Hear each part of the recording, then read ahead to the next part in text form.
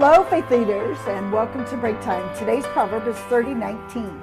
The way of an eagle in the sky, the way of a snake on a rock, the way of a ship on the high seas, and the way of a man with a young woman. Remember yesterday I talked about the three things that astonish this author, amaze him. And he lists them here. The way of an eagle in the sky. Have you ever stopped to watch an eagle in the sky? How they have defeated gravity is amazing to me. They don't flap their wings, but yet they glide and they stay. That is amazing. That's what amazed him. And the second one was the snake on a rock. How did the snake get on the rock without no feet? You know, the way they can make it through from one place to another without making any noise. You know, I think about that. They don't have feet, but yet they get where they need to go. And then the way of a ship on the high seas, how the ship stays a sail in the midst of an ocean. These are what amazes him. But here's the one that I want to give attention to. The way of a man with a young woman.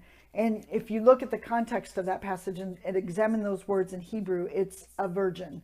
And it talks about the man being with a virgin.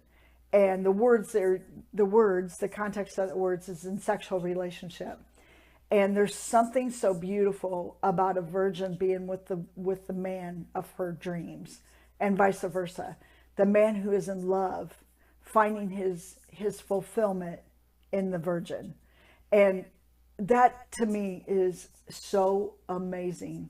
And I think even in our culture, even in a lot of our churches, this is not taught as a sense of awe, how two people can come together and be so madly in love with one another and wait till their wedding night to express their love for one another, and the purity that is expressed there and the amazement that is there. How did that ever happen? You know, how did two people come together and get to express themselves in eros love in such a way that is so fulfilling and so amazing? And there's no other explanation other than total amazement and the way that God has designed us.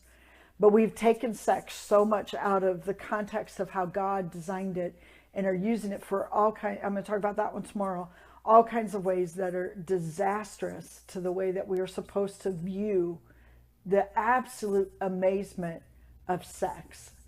And the first stages of that is being a virgin, and two virgins coming together and expressing their love for one another. How beautiful.